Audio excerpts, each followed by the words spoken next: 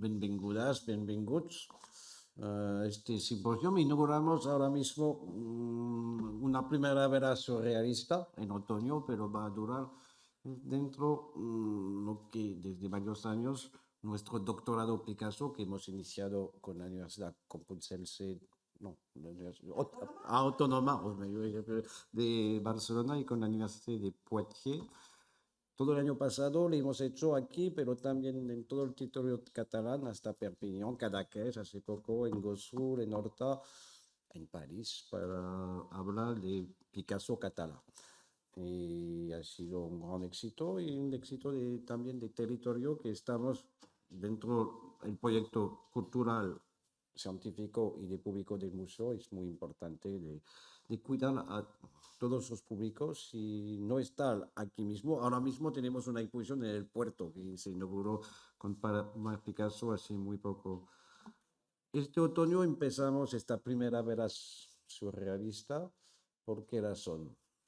Ya es el centenario, como todo el mundo se sabe, se habla mucho en la prensa y tiene algo que ver, porque las cosas tienen siempre algo que ver con la historia, la identidad, la razón de nuestro Museo Picasso por la relación que Picasso ha tenido con el surrealismo desde el principio de los años 20.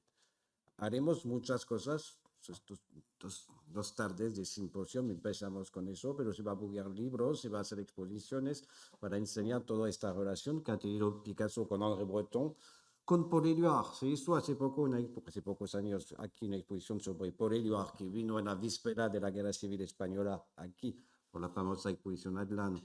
Un libro colectivo, un diccionario, un abecedario sobre Picasso poeta.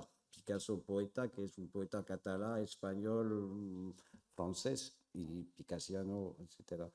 Y vamos a seguir esta reflexión aprovechando del centenario, o más bien del milenario del surrealismo. Hablaremos de eso después de las fechas, que es un movimiento que hace muchos años, que se creó hace 100 años, pero que puede tener una prehistoria, una protohistoria, reivindicando a figuras que van de Swift, que van desde la antigüedad, que pasando por Ramón Llull, quizá hablaremos de eso, y muchos más. El surrealismo cumple 100 años o 1000 años, a diferencia de los movimientos literarios o artísticos que lo han presidido, no se apagó con la desaparición de sus fundadores y no se ha conocido verdaderamente un periodo de olvido que afecta a todos los sismos tras su entrada en los diccionarios. Muy al contrario del futurismo y de muchos del ultraísmo aquí o de muchos otros movimientos, suscita más interés que nunca con exposiciones, ahora mates en París con el Centre Pompidou, pero dentro de poco aquí mismo en la primavera, quizá hablaré de esto después aquí, que se ha multiplicado en todo el mundo. Es un surrealismo internacional. En los últimos años, numerosas publicaciones, nosotros lo hacemos también, y un mercado del arte floreciente con récord de subasta. Más que como una escuela literaria o artística, el surrealismo se definió primero como un método que articula el corriente de pensamiento que se construyó a partir de 24, un poquito antes, alrededor del poeta André Breton, que muere en 1896-1966, bajo la forma de un grupo de hombres más o menos renovado durante 3 generaciones, con el paso de los años, más aún de un teórico, que lo ha sido, dentro del manifiesto que estamos celebrando el centenario. Breton aparece como un portavoz, un agrupador, sin el cual no habría habido movimiento, para unificar personalidades muy diferentes al nivel de las prácticas artísticas o poéticas. No hay duda que tuvo un efecto electrizante sobre los artistas que fueron amigos suyos y que puso sobre la pintura y la escultura. Estamos en un museo, hablamos de este aspecto del pensamiento de Breton, pero hay mucho más filosófico, literario, poético, una mira muy fecundadora, pero el movimiento no había adquirido esta presencia tan grande en la historia sin las personalidades que le constituyen. El surrealismo es también una excepcional agrupación de artistas, de cineastas, hablaremos de Man Ray después, de poetas, de escritores que inventaron esta revolución de la mirada. Hace un siglo exactamente, en el 15 de octubre 24, se publicó en edición CRA le Manifeste du Surrealisme, que tenía que ser una introducción a un texto poético de escrita automática. Ahí Breton se permite el lujo de definir de una vez por todas, como un diccionario, la palabra surrealismo. Voy a dejar las conferencias porque la conferencia que hablaremos de la relación Picasso y dentro de una tertulia que vamos a tener con los otros directores del doctorado mañana, combinar el arte y la vida social, el sueño y el compromiso social, la revuelta, el amor, instaurar una ética que sea a la vez estética, estar atento a los encuentros transformadores, filmar una obra la que se fusione en la existencia libertaria, el lenguaje de la libertad, en resumen, salvar al hombre, sauverlo.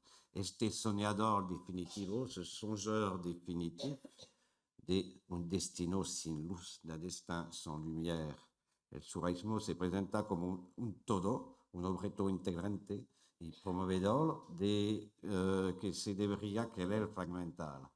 Chère imagination, querida imaginación, afirma Breton, lo más que quiero en ti es que no perdonas. La imaginación, lo plus que j'aime chez toi, c'est que tu ne pardonnes pas. Y añade a continuación, lo único que todavía me exalta es la palabra libertad.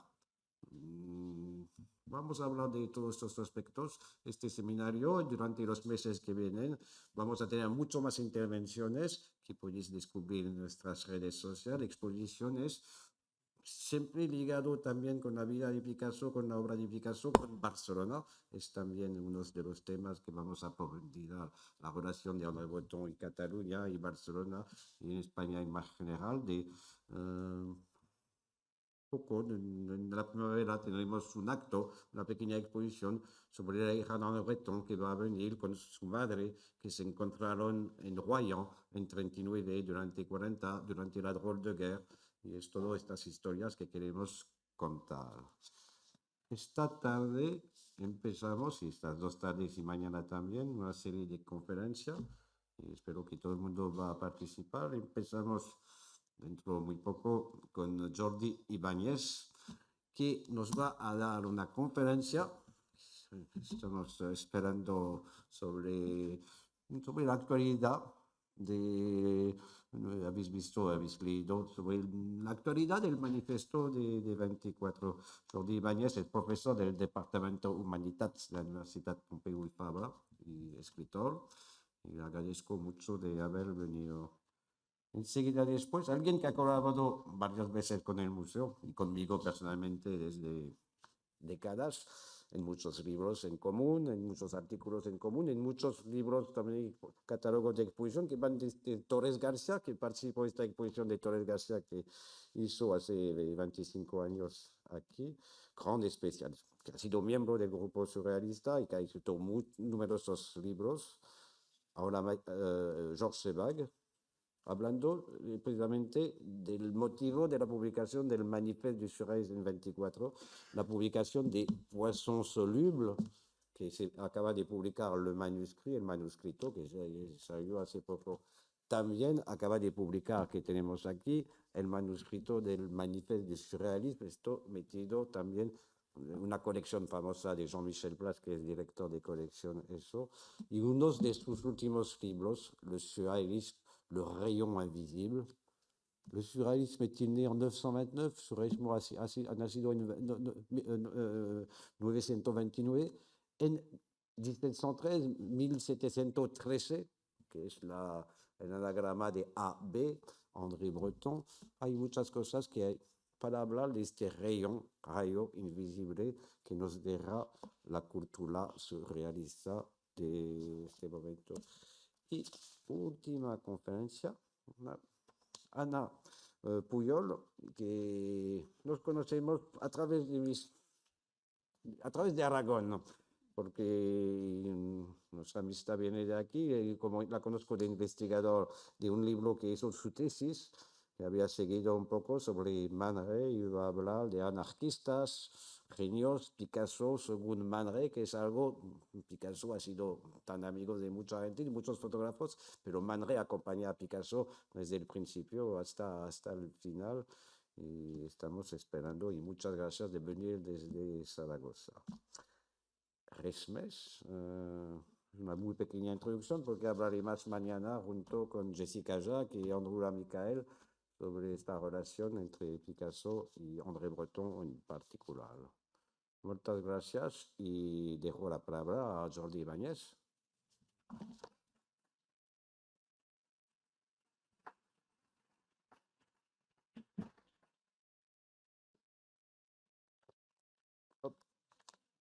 Bienvenue. Gracias.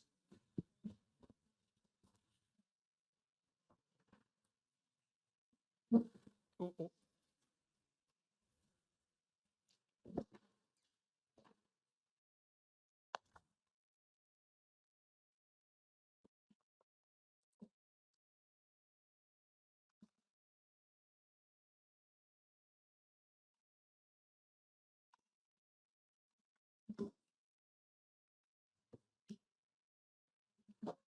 Buenas tardes. Para explicar o para preparar lo que voy a exponer, les diré que el título ha cambiado y que no es La temible anarquía de los deseos, aunque hablaré de deseos, poco, pero hablaré de deseos, sino un título que ni tan siquiera está escrito en el papel que traigo, pero que es el título que se me imponía cuando preparaba esto, que es Surrealismo, la historia y nosotros. Y creo que no les sorprenderé si les digo que voy a orientar mi comentario de hoy en torno a la cuestión precisamente de la actualidad y la inactualidad del surrealismo, y que ha sido justamente ponerme muy al día o obligarme a mí mismo a pensar qué es lo que está vivo, no diré para mí personalmente, sino para lo que yo pienso que el surrealismo plantea, y salir de las ganas que me han entrado mientras preparaba esto, que eran las de leer, estudiar y callar. Puesto que hablaré de la historicidad que se desprende del, digámoslo así, del manifiesto fundacional de 1924, diré antes dos cosas muy simples. Y las digo yo, aunque supongo que están en la cabeza de muchos de ustedes. La primera es que en los años 50 y 60 el surrealismo se puede decir que fue superado, o por lo menos muy desafiado, por la reconfiguración de lo que llamamos la neovanguardia, y concretamente, por ejemplo, en el contexto parisino, por el situacionismo de Guy Debord. Y por un fenómeno, de hecho, digo una cosa que es muy elemental: en la neovanguardia hay neodadaísmo, pero no hay neosurrealismo. La otra cosa que quiero decir, la otra cosa que quiero poner delante y avisar, es un fenómeno de dimensiones históricas y sociopolíticas descomunales que convertiría las prácticas o algunas de las prácticas grupales, incluso sectarias del grupo surrealista, en acciones propias de una revuelta generacional multitudinaria. Me refiero naturalmente a las revueltas de finales de los años 60, no solamente al Mayo francés, también, por ejemplo, los movimientos comunales en Berlín, a las revueltas estudiantiles en algunos lugares de Estados Unidos, a la lucha por los derechos civiles en Estados Unidos, a la revolución sexual y a la psicodelia. Y entre medio, entre los años gloriosos del surrealismo y estas extraordinarias transformaciones de la mentalidad y de la cultura y de la sensibilidad y de la sociedad en los años 60 del siglo pasado, entre medio está el totalitarismo stalinista, el Tercer Reich, uniformes de opereta, asesinato en masa, lógica industrial aplicada al exterminio y al genocidio, las bombas de Hiroshima y Nagasaki. Quiero decir que el siglo XX cae sobre las espaldas del surrealismo como una losa hecha de experiencias, es cierto, pero justamente por ser muy interesante, esta perspectiva me obliga a pensar el surrealismo desde lo que hemos vivido en el siglo XX.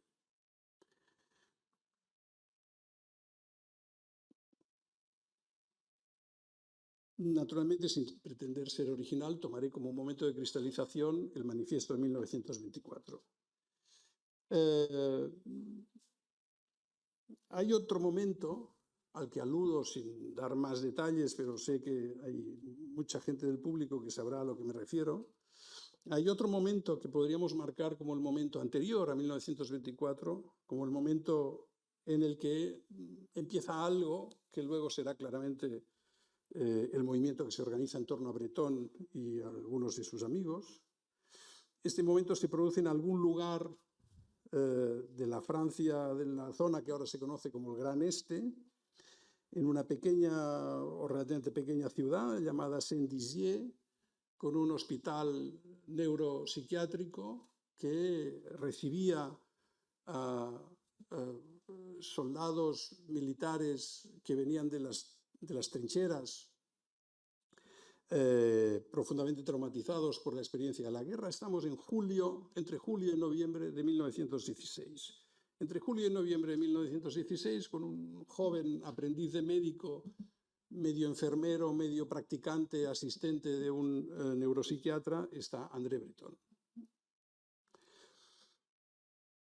La otra cosa que quiero advertir, ya ven que estoy dando vueltas antes de...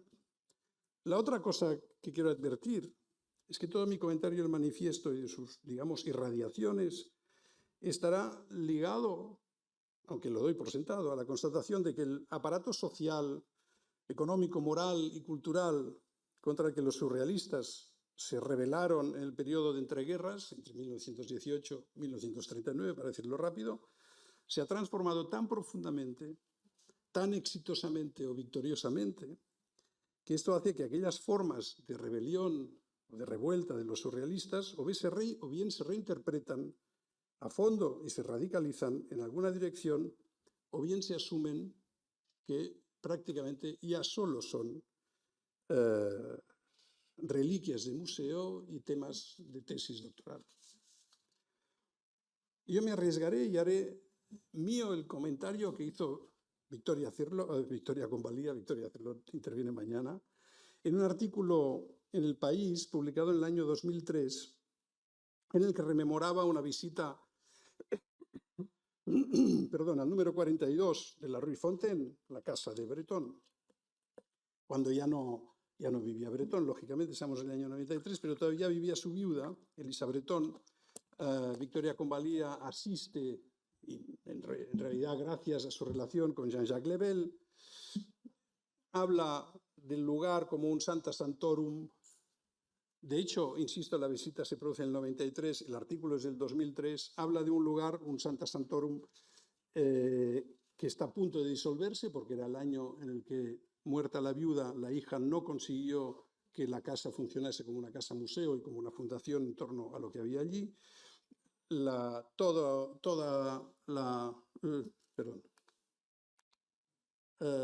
Ustedes lo ven mejor que yo, sí. Es una de las muchas imágenes que se puede ver de la casa de Breton, del apartamento de Breton, pequeño y agarrado, y Victoria Convalía dice, bueno, esto ya no existe, esto se ha dispersado. De hecho, el lugar típico de la dispersión, lo que se puede ver ahora, es el plafón con parte de la colección de objetos de arte primitivo y arte de vanguardia de Breton en el Centro Pompidou. Y acaba diciendo, y es lo que yo suscribo, el espíritu de la Rue Fontaine es irrecuperable, pero la elección de Breton, año 2003, comienza a entenderse ahora y aún hará falta que pasen décadas para que se la comprenda en toda su totalidad. Ahora es principios del siglo XXI, que pasen décadas es algo que todavía nos permite un margen, y entender la comprensión en su totalidad seguramente es demasiado ambicioso, sobre todo porque si entendemos bien el surrealismo, la idea de totalidad está reñida con la idea de una revolución permanente, de un proceso abierto. Pero lo de Victoria Convalía me plantea o me da pie a poner el acento en la cuestión fuerte de lo que yo quiero plantear aquí. Esta cuestión es la de la historicidad del surrealismo. Con historicidad quiero decir un carácter histórico y a la vez, un carácter de actualidad. Y por tanto una cosa completamente opuesta al encapsulamiento historicista y a la consideración del surrealismo como una reliquia de museo y un material inagotable para emprender carreras académicas o hacer tesis o artículos científicos, etc. Historia, guerra, política, una concepción no disciplinada de la política, rebelión, revuelta, poesía, lenguaje. Todo esto encuadra el concepto o la idea de deseo cuando hablamos de los deseos surrealistas, de la temible anarquía de los deseos. Y nos confronta a la cuestión fuerte, a la cuestión decisiva, me parece, cuando nos enfrentamos a la actualidad e inactualidad del surrealismo, que es la cuestión de la violencia y, para decirlo suavemente, de la intransigencia. Benjamin, en su conocido ensayo de 1929, un año importante en la crisis del movimiento surrealista, habla de, y cito, voluntad de romper con una praxis que expone al público las sedimentaciones literarias de una determinada forma de existencia y en cambio le niega esa forma de existencia. Hasta aquí la cita de Benjamin. La idea es, la niega o la escamotea. Esta crítica es muy clásica de lo que podíamos definir en un sentido amplio, porque englobamos a Benjamin, Escuela de Frankfurt, teoría crítica. Adorno la aplicará 10 o 15 años después al cine de Hollywood. Es la representación de un mundo de deseos que a la vez se niega. El surrealismo rompe con eso. La representación de los deseos implica siempre la realización de los deseos, el imperativo de la realización de los deseos, o la asunción, por lo menos, de su potencia real y realizable. La potencia real de los deseos es justamente el surrealismo. En el manifiesto de 1924 se dice con toda claridad: el hombre propone y dispone, y depende de él, estoy traduciendo un poco libremente, il ne tient qu'à lui de s'appartenir tout entière, es decir, c'est-à-dire de maintenir à l'état anarchique la bande chaque jour plus redoutable de ses désirs. De mantener en el estado de anarquía la panda, yo creo que banda se puede decir por panda o grupo o reunión o colla, cada vez más temible de sus deseos. O poco antes, creo en la resolución futura de dos estados, en apariencia muy contradictorios, que son el sueño y la realidad, en una especie de realidad absoluta, de réalité absolue, de surrealité, de sobrerealidad, de superrealidad, si l'on peut ainsi dire, si puede decirse así. Resolución futura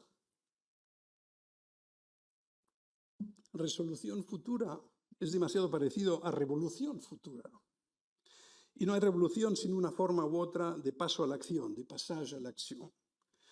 Como que un célebre documental de 1970, al que me referiré al final, sobre el gran ideólogo del surrealismo, se titula precisamente Passage Breton, cabe preguntarse si, y el propio documental de algún modo creo que obliga a preguntarse eso, si no nos hemos quedado en el passage sin la acción, en el passage simplemente con Breton.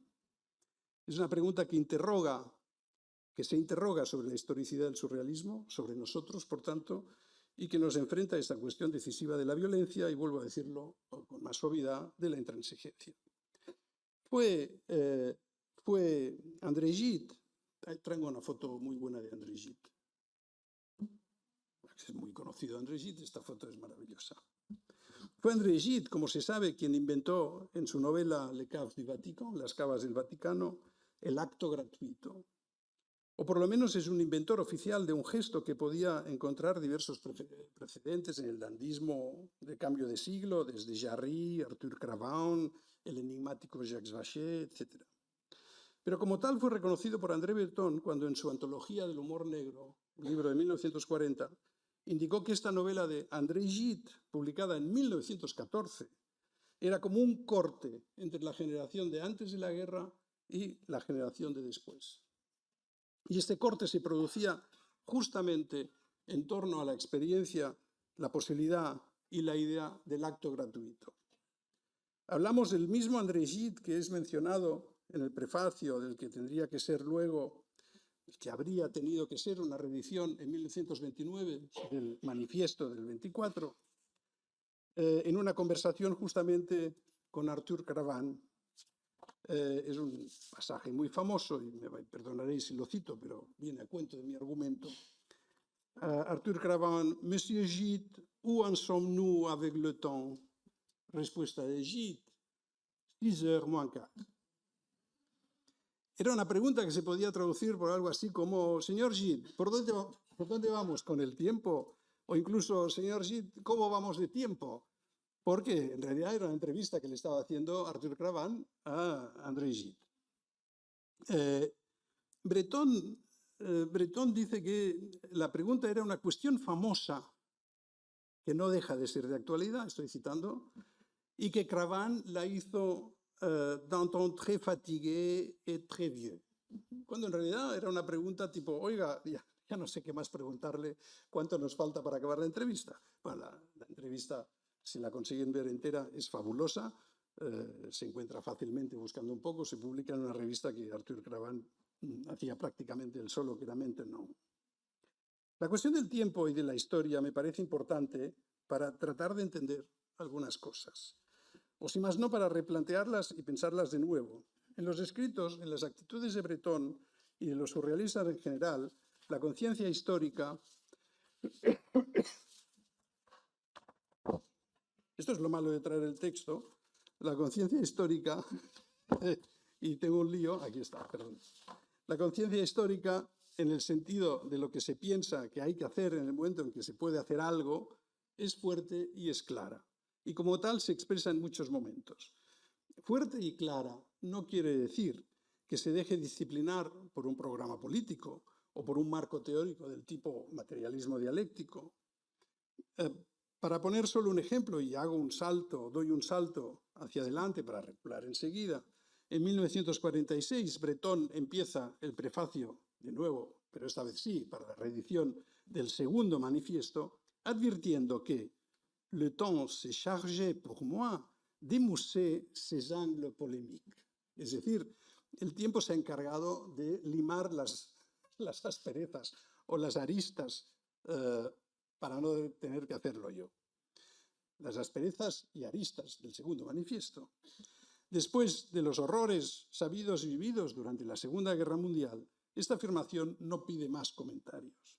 Y aún menos si se piensa en la exacerbación del acto gratuito que todos tenemos presente, que abre este segundo, o que prácticamente abre este segundo manifiesto.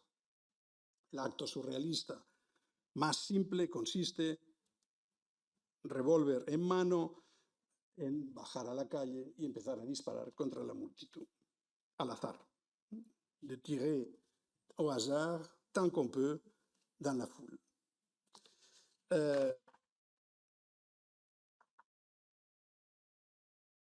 Me salto mucho porque he calculado bien y me salto cosas.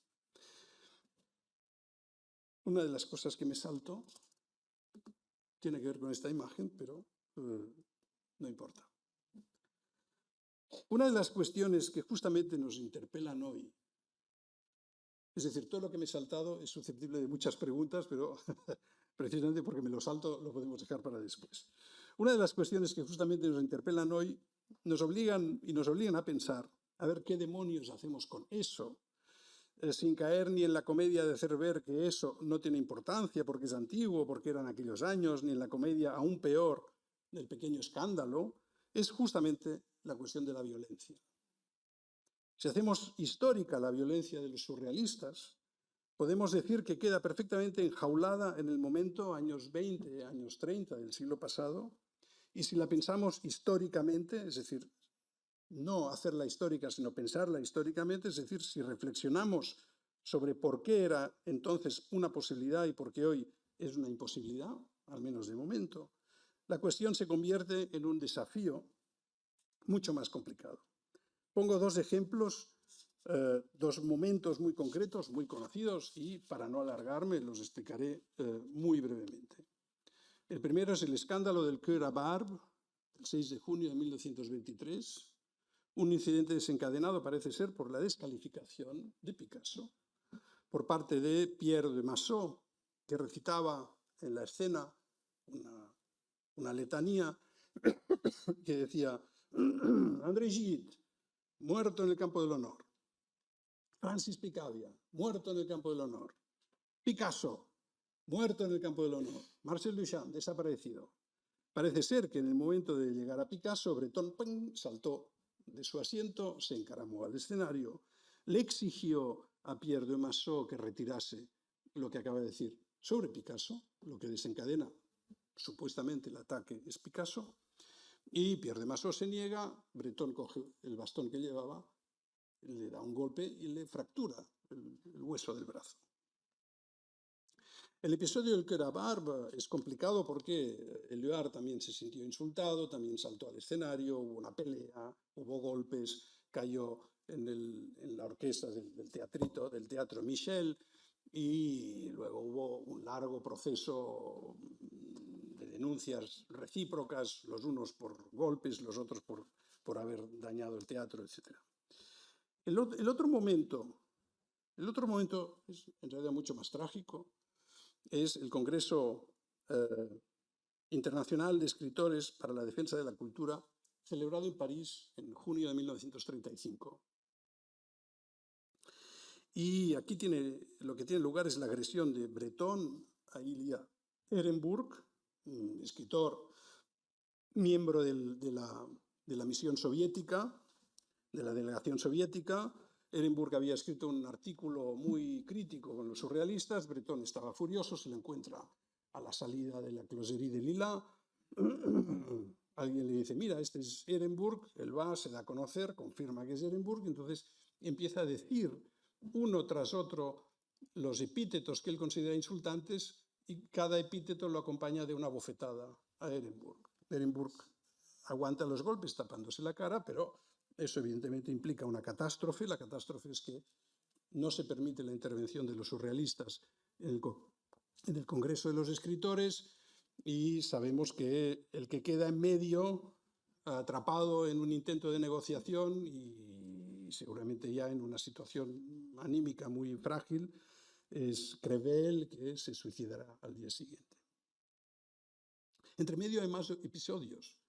Está el homenaje a Saint-Paul-Roux, que acaba también como el Rosario de la Aurora, en parte hay que reconocer por la provocación de una escritora llamada Rachilde. Está el proceso a Maurice Barrès o el escrito feroz, un cadáver sobre Anatole France, con la mala pata de que realmente está escrito en el momento en que Anatole France se estaba muriendo. Es decir, hay una serie de episodios, sobre todo localizados en estos años, segunda mitad de los 20 y primera de los 30, en los que nos encontramos con este fenómeno de la violencia. Me salto más cosas. Hay otro episodio que lo quiero señalar, bueno, dejo esto porque es agradable de ver. Hay otro episodio que lo quiero señalar que tiene lugar después de la guerra, que también muchos de ustedes tienen absolutamente presente, y es el encuentro que cuenta François Gillot entre Picasso y Breton en Golfe-Juan en agosto de 1946. No se habían visto, Picasso había pasado la guerra en el continente, Breton había ido a América y espontáneamente Picasso lo saluda contento de verlo, alarga la mano para saludarlo y Breton se retiene y le dice, no sé si puedo estrecharte la mano. Y él dice, ¿por qué? Dice, porque desapruebo, estoy de memoria citando un poco lo que dice François Gillot, desapruebo que te hayas afiliado al Partido Comunista y tu actitud con con la depuración de los intelectuales después de la liberación. Picasso dice, hombre, pero, en fin, al final le viene a decir, oye, podemos no estar de acuerdo, pero podemos seguir siendo amigos. Y Breton le dice, no, acabas de perder un amigo para siempre. Y aquí se acaba, no sé si hay después, pero yo diría que aquí se acaba la relación entre Breton y Picasso. No quiero someter a una revisión moral según los parámetros de hoy las prácticas del grupo surrealista y tampoco quiero hacer fácil una aproximación desmoralizada o falsamente ingenua a aquellas prácticas. Y no quiero simplificar las cosas, al revés. Me interesa complicarlas porque es una manera de mantenerlas vivas. El deseo y la posibilidad de violencia es inseparable de la conciencia histórica y de una actitud singular ante el tiempo.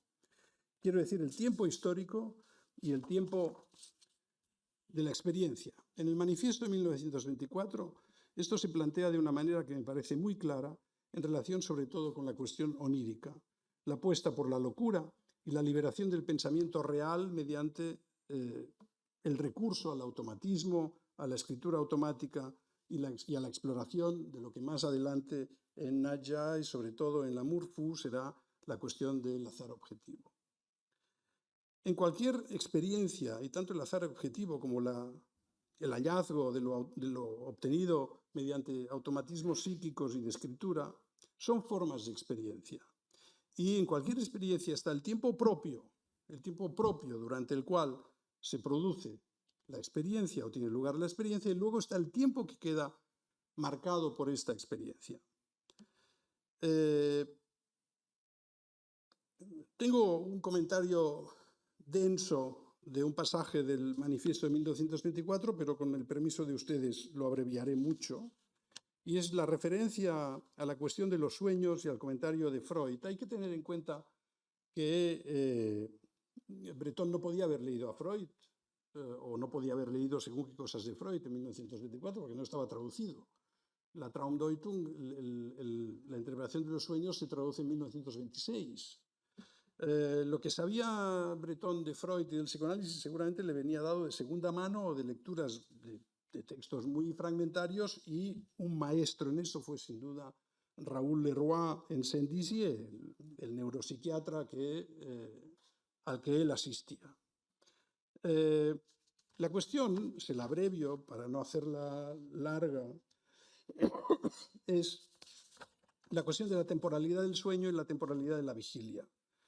En este pasaje, Breton insiste mucho en la discontinuidad del tiempo onírico, por decirlo así, una discontinuidad que se contrapone a la continuidad del tiempo de la vigilia, del tiempo que vivimos despiertos, pero con un detalle importante. La discontinuidad es lo real y lo verdadero, y la continuidad supuesta, regida por la memoria, controlada por la memoria, es de una realidad más pobre o incluso más irreal, y es lo que, como digo, gestiona o controla la memoria.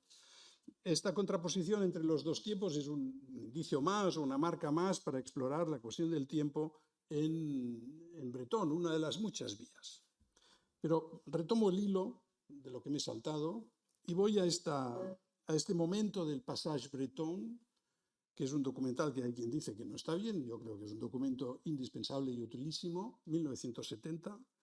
Y en un momento determinado de este documental, que se puede encontrar en YouTube sin problema, y que además a raíz del centenario del manifiesto, por lo menos en el Museo Dalí en Figueras hicieron un pase, etc.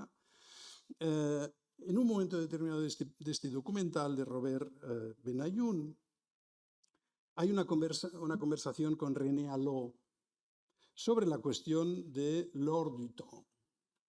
René Allot, lo escriben A-L-L-A-U-D, Allaut, fue un muy notable especialista en ocultismo, simbología, alquimia, sociedades secretas, que mantuvo una relación muy cercana con Breton en los últimos años, o relativos últimos años, sobre todo a partir de 1952.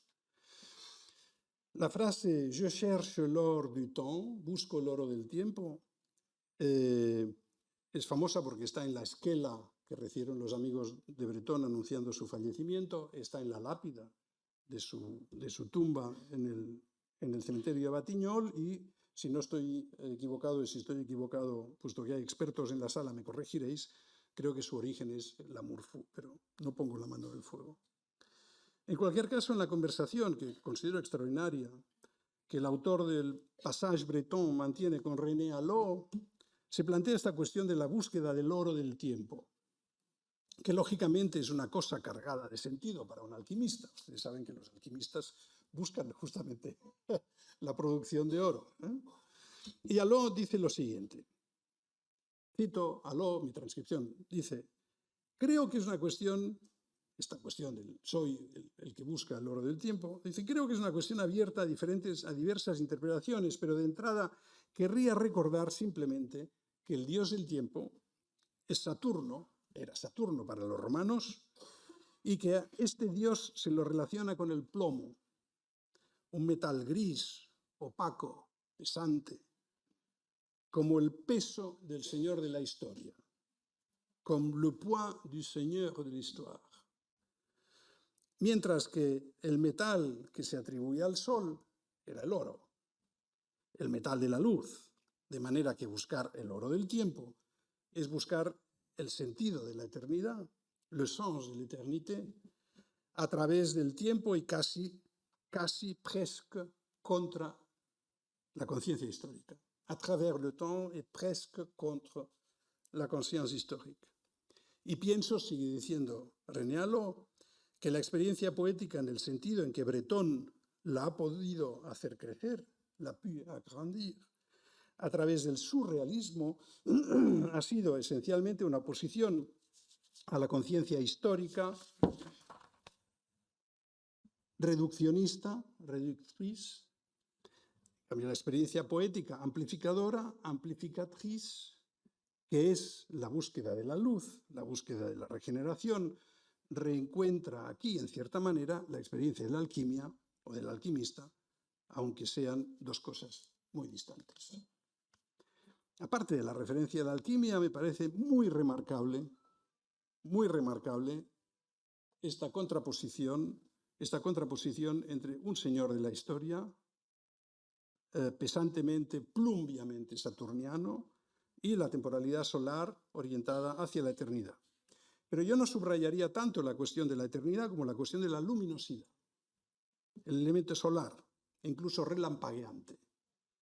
Algunos de los conceptos que he utilizado hasta aquí, como la oposición entre historicismo e historicidad, o simple historia y conciencia histórica, se inspiran no solamente en la idea del surrealismo como una forma de revolución permanente, sino en la filosofía de la historia de Walter Benjamin, al que he citado al comienzo, quien en sus famosas tesis de 1940, pero incluso antes, en la parte teórico-crítica de su Passagenwerk, de su obra sobre los pasajes, defiende un conocimiento de la historia centrado en la imagen dialéctica, que en algún momento define como una forma de conocimiento, y cito, al modo de un relámpago. De manera que, y sigo citando, el texto es ese trueno que después retumba largamente. Yo diría que para ser fieles al espíritu de Breton, aquí haría falta distinguir entre texto y lenguaje, porque el lenguaje y la escritura pueden funcionar como un relámpago, mientras que con el texto lo que sucede ya es otra cosa. Más adelante, vuelvo a citar a Walter Benjamin, dado que así como la relación del presente respecto del pasado es tan solo continua, fíjense, la temporalidad de la vigilia que hemos visto antes, frente a la disrupción del sueño, dado que así como la relación del presente respecto del pasado es tan solo continua, temporal, la de lo que ha sido con respecto de la hora es dialéctica, figurativa en su naturaleza, que no es de carácter temporal. Solo las imágenes dialécticas son, por tanto, imágenes históricas, es decir, imágenes no arcaicas. La imagen leída, esa que se halla en la hora de la cognoscibilidad, lleva consigo en el más alto grado el sello propio del momento crítico, es decir, del momento del peligro que hay en el fondo de cada lectura. si me entienden bien y se sorprenden, hacen bien, porque lo que está diciendo Benjamin es totalmente contraintuitivo. Lo histórico no es temporal, es dialéctico. ¿A qué peligro se refiere Benjamin? Yo diría que se refiere al momento en el que el texto devora el lenguaje, congela y reifica o petrifica el sentido. Lo que decía René Allo, la diferencia entre una historia reductrice y una historia amplificatrice, se encuentra aquí perfectamente expuesto.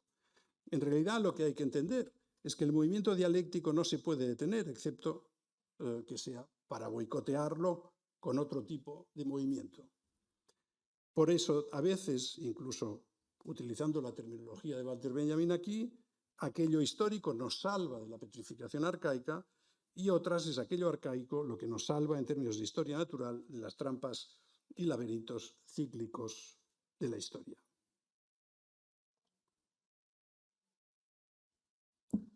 Puesto que he tocado el punto duro y conceptualmente denso, aunque yo pienso que se puede reconstruir, yo traía 3 ejemplos para entender esto. ¿Tengo margen hasta las 5? Aunque abuso porque he empezado antes. ¿Sí? Vale, los explico muy rápido y será muy por encima. Uno es un ejemplo tópico, casi escolar. El otro es un ejemplo más enigmático, divertido y seguramente muy conocido también para algunos de ustedes. Y el otro es un ejemplo duro, muy duro, que no responde en absoluto a lo que podríamos denominar el canon del surrealismo. El ejemplo escolar es la famosa historia de el paraguas y la máquina de coser, que procede de un pasaje de los cantos de Maldoror, de Lautréamont, una imagen utilizada para ilustrar la idea de que la belleza, la imagen fuerte salta de la unión de dos cosas muy enfrentadas o muy alejadas. Lo que me interesa de esto, y lo digo muy rápidamente para no alargarme, es que una reproducción o una ilustración de este famoso tópico del surrealismo es este dibujo de Man Ray, que aparece en el número 3, número doble de Minotaur, año 1933, y sirve para ilustrar una encuesta, ya lo ven. Pouvez-vous dire quelle a été la rencontre capitale de votre vie? Es decir, no es la imagen lo que vale, ni tan siquiera es la unión de algo chocante. Lo que vale es la experiencia del encuentro. Y lo que ilustra es justamente la experiencia del encuentro. No lo puramente imaginario, sino la tensión que se vive en un encuentro. Además, la mesa de disección está muy bien dibujada, incluso tiene una cosa para que los líquidos vayan.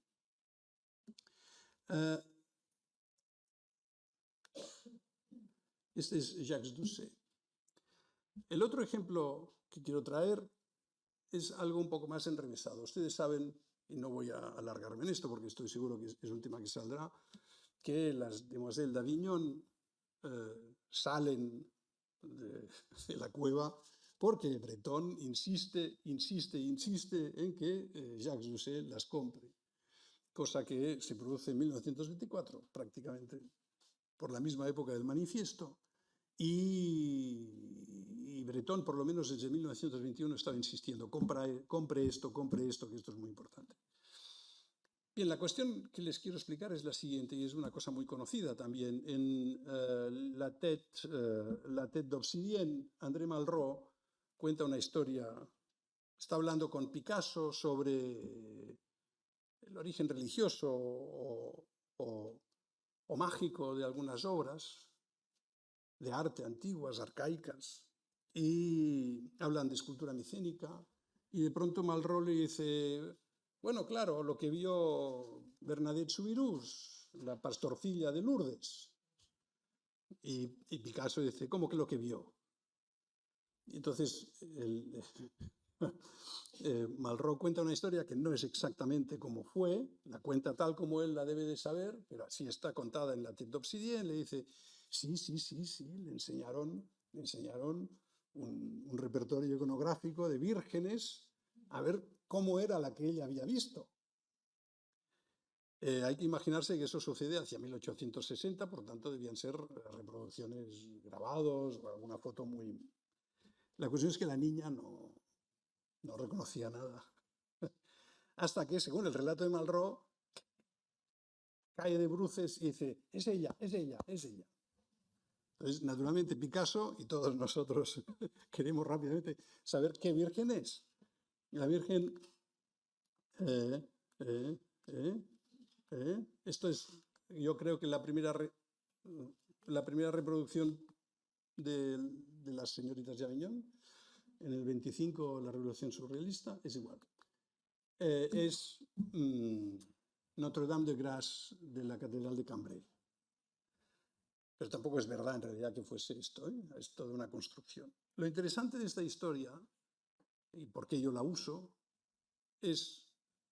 tiene dos motivos. Uno, la reacción de Bernadette Soubirous, una pastorcilla semi-analfabeta, totalmente analfabeta, la alfabetizan tarde, que no había visto pintura, no había visto cosas, solo es capaz de reconocer algo que se parece de algún modo a lo que ella tradicionalmente o siempre había visto en las iglesias de su entorno. Hay que decir que ella nunca tuvo claro haber visto a la Virgen, ella decía que había visto una cosa. Hay toda una presión y una construcción para que al final esta cosa sea la Virgen, y de hecho, ya mayor, murió relativamente joven, se negaba a hablar de aquello porque decía, es que igual me equivoqué. Bien, la cuestión es que la experiencia de Bernadette Soubirous, la excitación de Picasso, que se entiende, la excitación de Malraux, nos lleva a asumir que el ojo en estado salvaje no existe. Lo que existe es un ojo que es capaz de reconocer y de unir o de relacionar cosas que de algún modo ha visto, pero lo nunca visto nunca se ve. La otra cuestión que me lleva a utilizar este ejemplo es que el último argumento de Breton para tranquilizar a Doucet, que no estaba seguro de lo que había comprado, es decirle que algún día el mundo sacaría en procesión Las señoritas de Aviñón, de Picasso, igual como se sacaba a la Virgen de Cimabue. No es evidente que eso tranquilizase a Doucet. Y acabo. Esta es la parte dura y la voy a abreviar mucho. En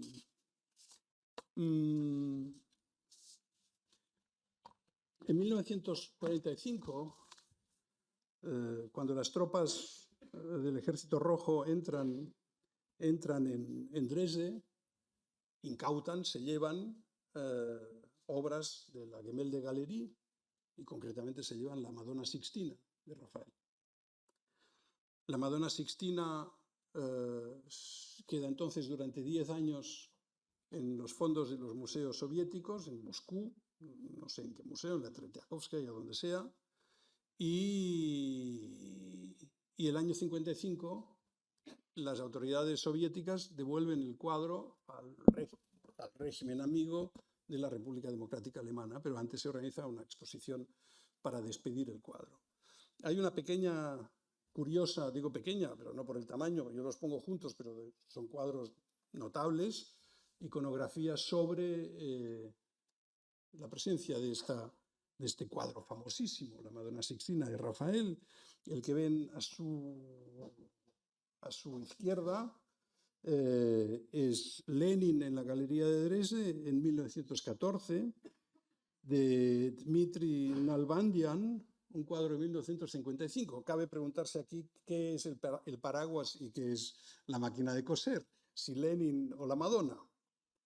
El segundo, claramente evocativo de la posguerra, con un soldado herido y también restaurando el cuadro como si el cuadro estuviese herido, es Restauración de una Madonna de Mikhail Kornetsky, 1985. Este yo sé que está en el Museo Nacional de Arte de Riga, el otro no sé dónde está. ¿Por qué voy a esto? Hay un texto extraordinario del escritor soviético Vasily Grossman el autor de Vida y Destino y de otros muchos textos, que es una evocación de la despedida del cuadro de Rafael. Él acude al museo donde se expone por última vez en Moscú este cuadro, escribe unas páginas muy emocionantes y muy líricas sobre la reconciliación de la humanidad consigo misma después de ver el cuadro, y sale a la calle, y esto tenía la intención de leer el trozo, pero no lo leeré, ustedes saben que existe y por tanto podrán buscarlo por su cuenta, sale a la calle y de repente el recuerdo de la sensación, el entusiasmo, la emoción que le ha dejado la Madonna Sixtina, que es un cuadro que a mí no me emociona, pero que ha generado mucha literatura muy emocionante, de repente le hace venir a la memoria Treblinka, el campo de exterminio de Treblinka, porque Vasily Grossman participó como periodista, acompañaba a las tropas, asistió, mejor dicho, porque acompañaba a las tropas del Ejército Rojo a la liberación del campo. Lo que viene es un pasaje que él cita en este libro, esto lo tiene en este libro, Eterno Reposo y otras narraciones, que él cita de su propia crónica sobre la liberación de Treblinka, y es un pasaje estremecedor, ya les digo que se lo ahorro, pero a mí me plantea dos cuestiones. Una, la asociación aparentemente libre ya tiene un significado completamente distinto del que relacionamos con las prácticas clásicas del surrealismo y, sin embargo, sigue siendo un modo de asociación.